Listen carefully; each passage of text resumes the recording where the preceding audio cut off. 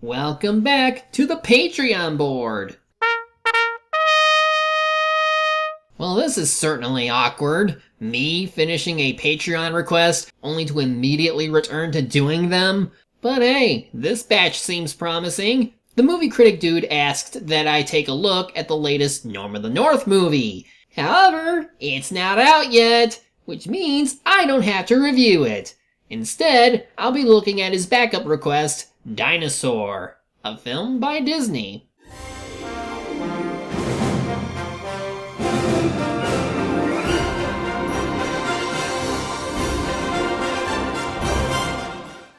And yes, a title as plain as Dinosaur would likely also be plain if you've already heard about the movie from people. But for those who haven't, let me at least mention how it came about. Originally conceived in 1986 by Phil Tippett and Paul Verhoeven as a darker, naturalistic dinosaur film, this was one of those projects that would go into development hell, having multiple directors come and go, like the two people mentioned earlier, Thomas Smith, David Allen, George Scribner, before eventually settling on Ralph Zondag. This also meant that Eric Layton would be brought on to help in this already messed up project. See, originally the story would tell of a Styracosaurus named Woot who would end up going against a T-Rex named Grozny, and it would end with them fighting, along with a KT extinction event happening once the fight was over. But then you have the company wanting the movie to be cuter, despite the intentions of those closely involved. But ultimately what killed this iteration was Jurassic Park. However, this would inspire the creators to take a more computer-generated route instead of the stop-motion work they had started with. And so, after starting again in 1994, they would decide to combine CG with live action. I'll get more to on the animation side of things, but let's just say, after everything that will be said and done, this is what many of us were first given of the project in 1999. Literally the first few minutes of the movie itself.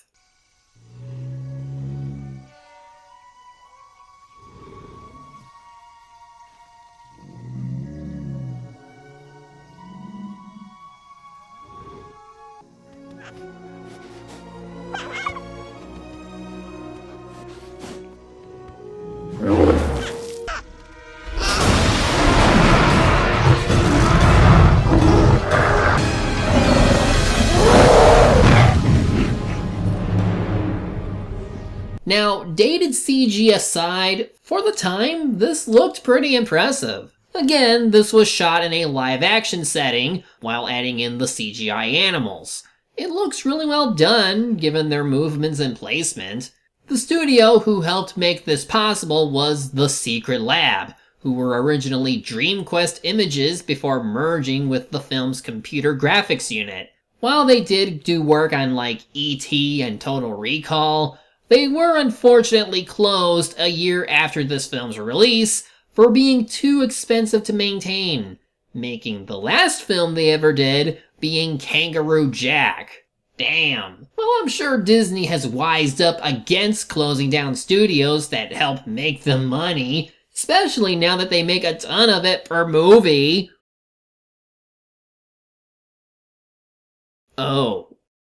Anyway, so far it looks promising. A Carnotaurus attacks and separates all the dinosaurs in the area, even killing one in the process, and the egg we saw in the beginning being all that's left of that one mother's nest. But after being taken, it manages to avoid being eaten or destroyed on multiple occasions, almost as if fate has something in store for the little unborn creature, all the while showing off its impressive visual imagery. Eventually, though, the egg does crash into some trees, and while the trailer would end with it hatching in front of what appeared to be a lemur, this was the impression I'm sure many had at the time. Ooh, fascinating! What kind of story can it have, or will any of them actually talk? Of course, some were hoping this would be a movie that had no dialogue and the visuals and actions would convey it to us. Later trailers would prove otherwise. In fact, the scene that happens before that last bit shows what the current iteration was about.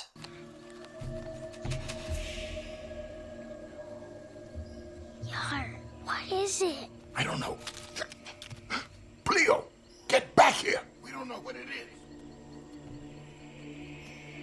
Pleo, be careful.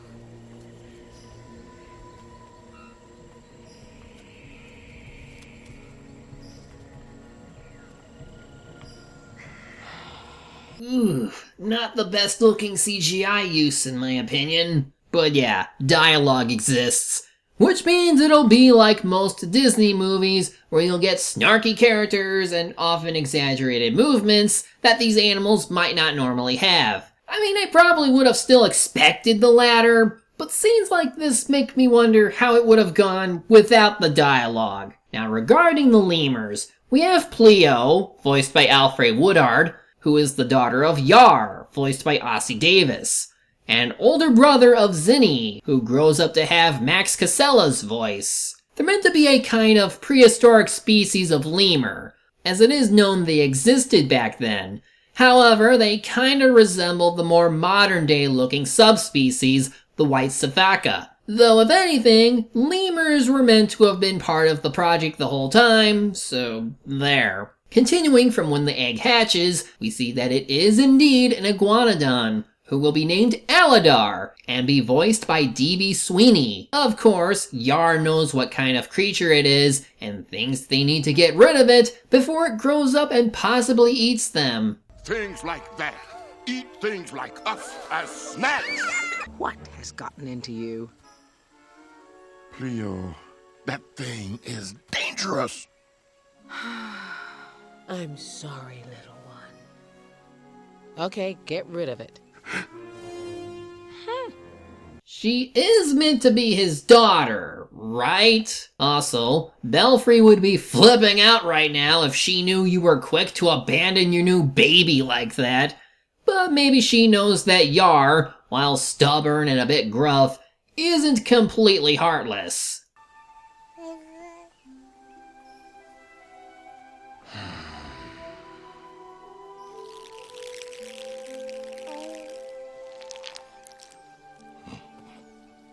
Here.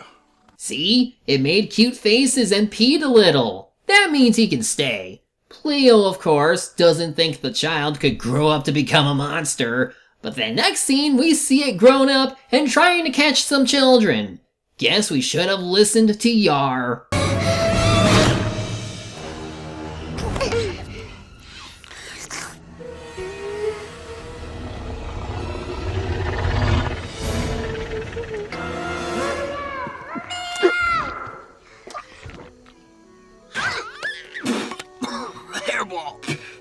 That was great! Get him! Oh no! Attacking lemurs! Sorry, please! I can't take it! There are too many of you! Come on, pick out some on your own side! So you pretended to be afraid for fun? Animals are weird sometimes. So in the time that Aladar grew up, Pleo had a child of her own named Suri, voiced by Hayden Panettiere, who was also meant to be the named mammal character from the first drafts of the movie from long ago. Right now, the mating ceremony is going on, so those who are old enough will find a mate of their own. And of course... Hey, sweetie, if you'll be my bride, I'll groom you. That is good. Oh, it's good. Girls, I'm known as the Professor of Love. And school's in session. Yeah, I still got it. Zinni's a bona fide sexaholic, and he's too good for Papa Yar's advice on picking up girls. And I admit, I find it a little funny that Yar and Pleo give their own advice on romance. But Zinni is determined to get someone this year. The action!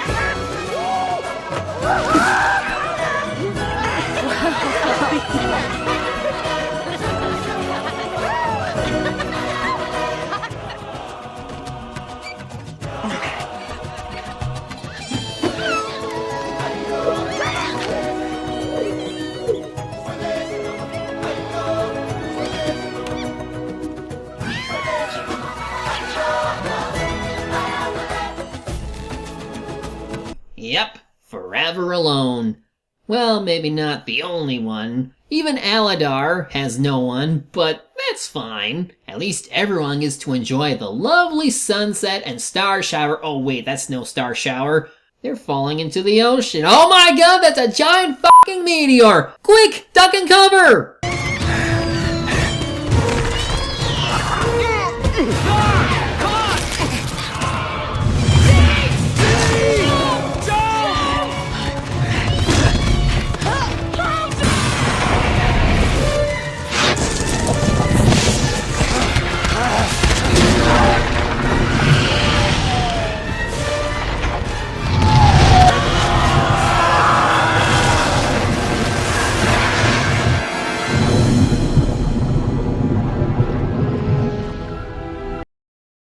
Well, I'll give it this much. Some of that looked pretty odd compared to today's standards, but for the most part, they nailed the end of the world event quite nicely. I assume that's what this was, their version of the KT extinction event that was in an earlier draft. But now this means we're given a Land Before Time-like scenario where everyone needs to find a new place to call home since there's nothing but wasteland now. They are the only survivors from the island and must travel together to find safety. And nothing wrong with that setup. It's just easy to notice how Disney will emulate more successful movies in an attempt to outdo them, especially if it's by a former Disney employee. Well, not knowing what to expect, they run into some velociraptors and quickly realize that they are dangerous, so they must flee. After a brief chase, they lose them in a sandstorm before running into a massive dinosaur herd. Clone, move back!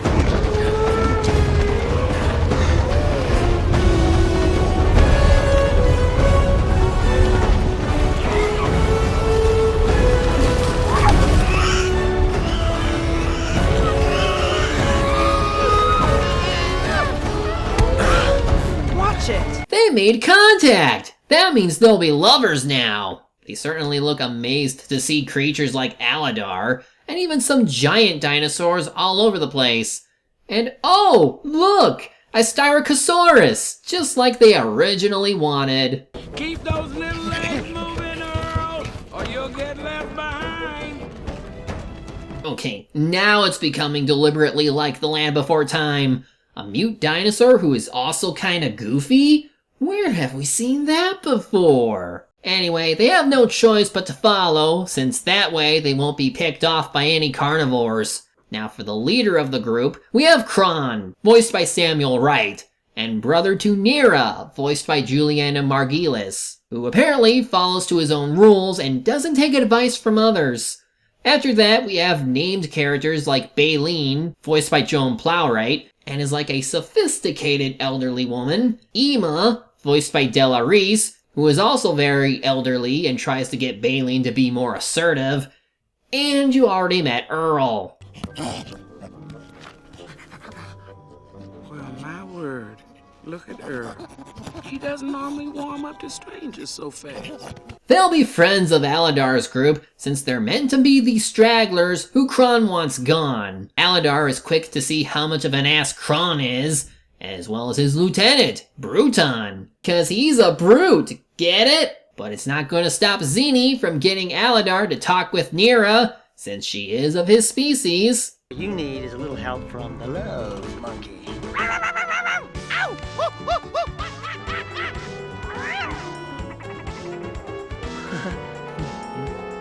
That, children, is what's known as a Jokosaurus. And with that, the ice is broken.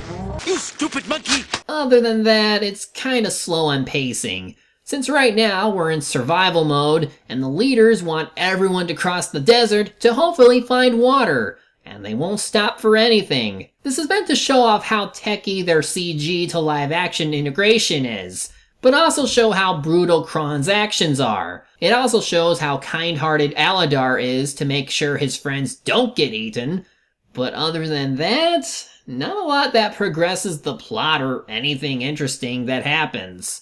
We get a glimpse of what's to come, but that's really it. They make it to the lake they were looking for, but it's all covered up. Guess the meteor really did a number on this place. Maybe the rain's collected somewhere else. What do you want us to do? Take a scout and check the entire perimeter. Enough! You have to be strong now. The nesting grounds are only a few days away. Keep moving! Crone, we've never gone this long without water. If we keep going like this, we'll lose half the herd. Then we save the half that deserves to live. Crone is not an interesting antagonist either. He's just super stubborn and keeps insisting his way is better for survival. But what good is it if it kills everyone? And it just makes it easier for Aladar to be shown as a better leader, since with Baleen's help, they were able to get water out from the sand.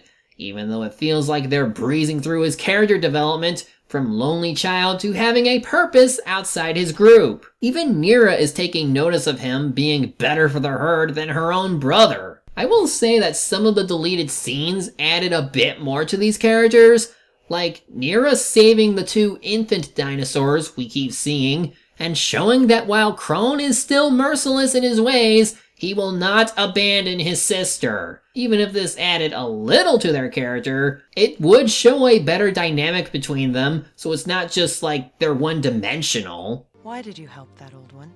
What else could we do? Leave her behind?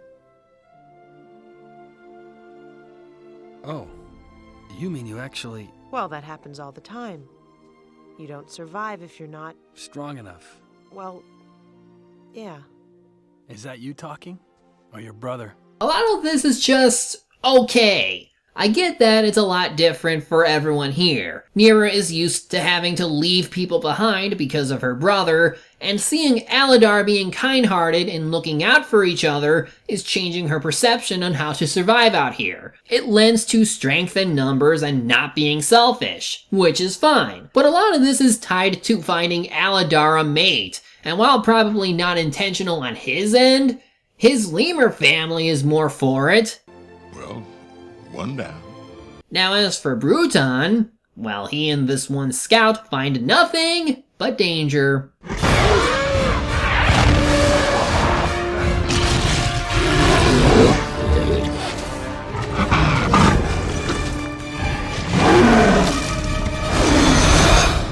That just seemed like a remnant of a much darker movie.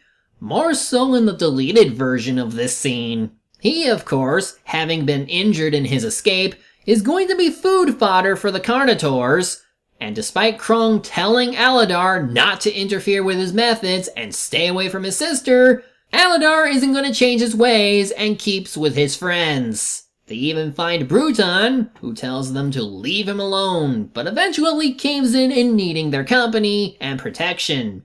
Still stubborn, but at least he's learning. Why is he doing this? Pushing them on with false hope. It's hope that's gotten us this far. But why doesn't he let them accept their fate? I've accepted mine. And what is your fate? To die here. It's the way things are. Only if you give up, Bruton. It's your choice, not your fate. Sure, that's also something you hear a lot in stories, but that doesn't make it any less true. Why accept fate when you can choose to keep living if you're able to? Especially if others are around to help. So even in a case like this, it's best to keep trying till you can't no more.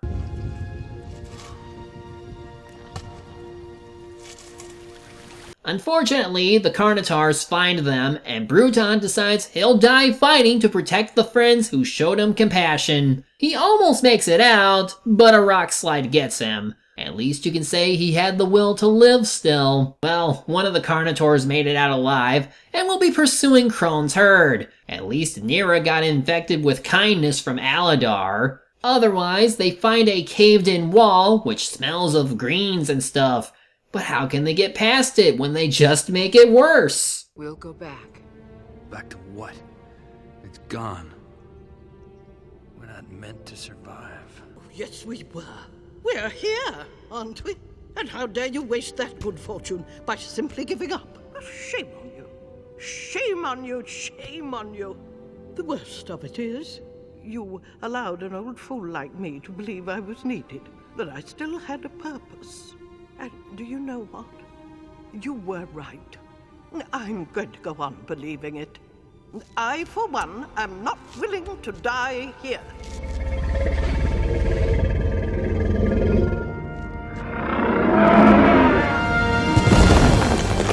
You see what you did there, Aladar? You forced an old lady to do some heavy pushing. Now you get back on your feet and help them! And their efforts weren't wasted, for they push on through and find the the nesting grounds. How did the meteor not touch this place? Who cares? Time to kick it!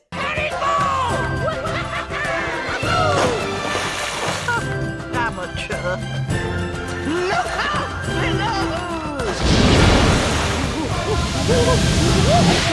Of course, they notice that no one else is here yet, and there's a reason.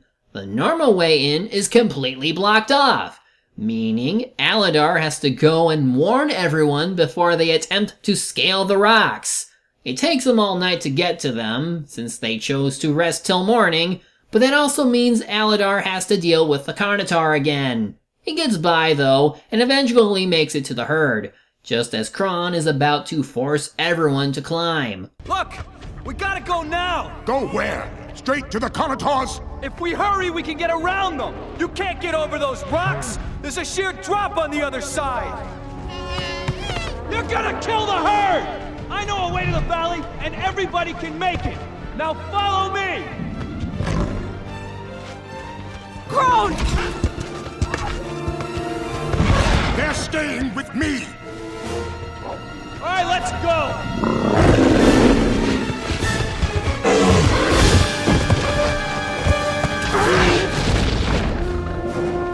You know, it would help if Kron had better motivation than just, we have to survive my way. Flesh him out a little bit more, like you almost did in the deleted scenes. Well, Nira manages to save Aladar before Kron can finish him, and this is enough to convince everyone they need to go his way. Of course, the Carnotaur returns, but Aladar has a plan. Stand together and yell at the creature!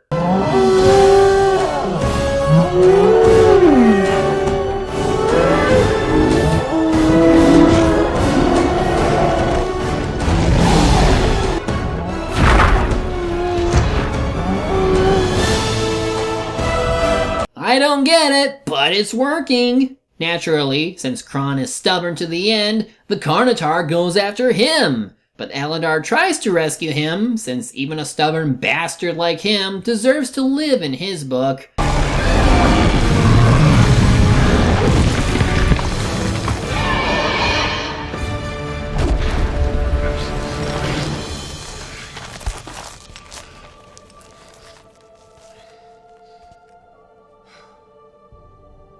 But it's already too late. The damage he sustained has proven fatal, and he doesn't even get to apologize. Oh well, time for the happy ending, where everyone is at the nesting grounds, and after enough time passes, we see that Aladar and Nira have children. We even get the pee on Yar joke again. Oh, look, Zini found female lemurs with no mates. Guess he'll be repopulating his kind. And thus we get our triumphant moment.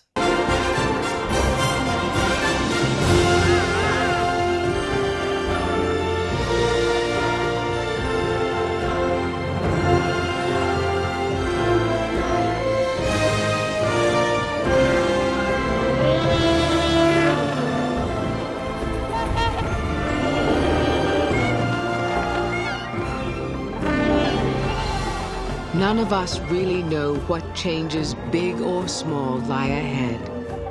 One thing is certain, our journey's not over. We can only hope that, in some small way, our time here will be remembered. Well, until you realize that Baleen was the last of her kind, so she'll be extinct soon.